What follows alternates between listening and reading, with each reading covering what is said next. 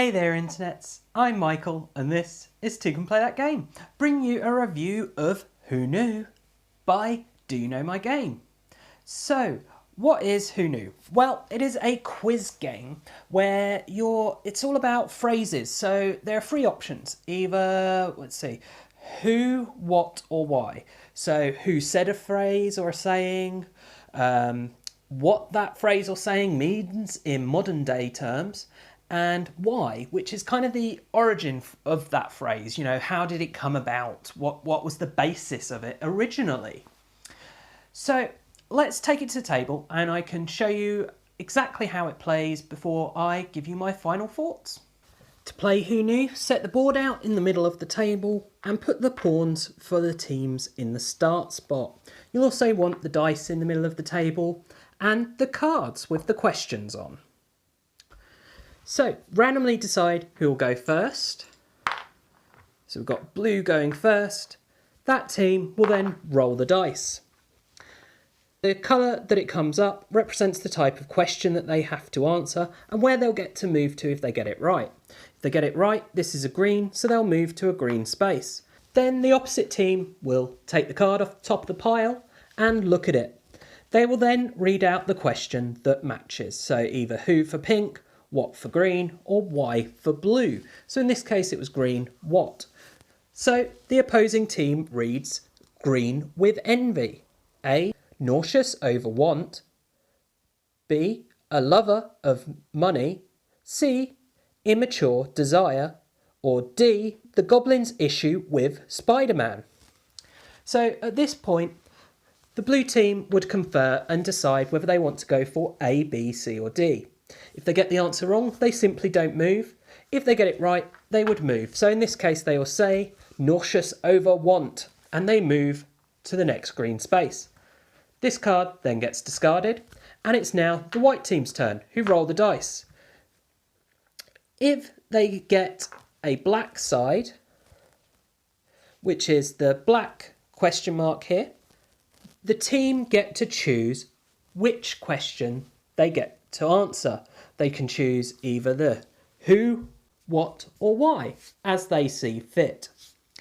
If they get it right, rather than to move to that colour, they will instead move to the next question mark.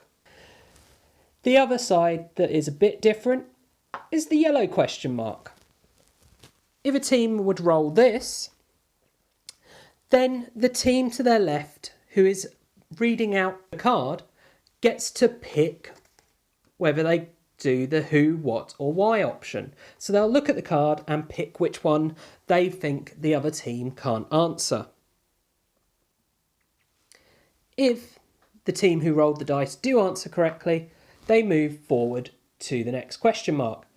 If, however, they get it wrong, they move backwards to the previous question mark or to the start. So they're simply moving to the points when you get these. If you get it wrong on a yellow, you go backwards. You'll keep rolling the dice, answering questions and moving along until someone reaches the finish mark. As soon as someone does, they've won the game. So that's a brief overview of Who Knew. So what do I think about it? Well, let's start with artwork. There really isn't any to talk about in this game. You do have graphic design. It's all very clear, very easy to understand. It's fine, it does the job. And then component-wise, the components aren't the greatest of quality in this. The cards are okay, I guess. The pawns, okay, I guess. There's nothing particularly high quality about the components. So let's move on to the gameplay then. So it is a quiz game. I'm not a big fan of quiz games for one major reason. I'm not smart, or at the very least, I'm not very good at retaining knowledge, and that's what quiz games tend to all be about. Now, this game does mitigate that slightly because of the fact that it's multiple choice. So even if you don't know, you can take a stab in the dark, but it does still have that issue with quiz games that I have with all quiz games, and that is you do kind of need to know at least some of it to stand some chance. If you don't know anything and you just guess wrong every time, or you're just having to guess every time, because guessing really isn't fun in a quiz game, then that can very much ruin the game for you. And this is like every other quiz game really in that respect. There's nothing special about it in that regard. I like the fact that it's about sayings that are quite common. There is one problem though, it's very much American centric. So a saying might mean something slightly different in another country, especially when you're comparing England to America. And obviously I'm in England, playing with other people in England, we're kind of going, huh, but that's wrong.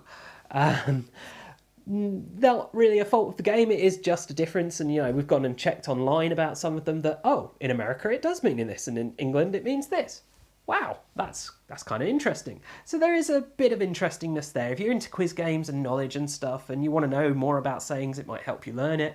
The game is only currently available in America as well, so playing in America, you're not going to have that problem. Yeah, that's kind of my thoughts. Can two play this game?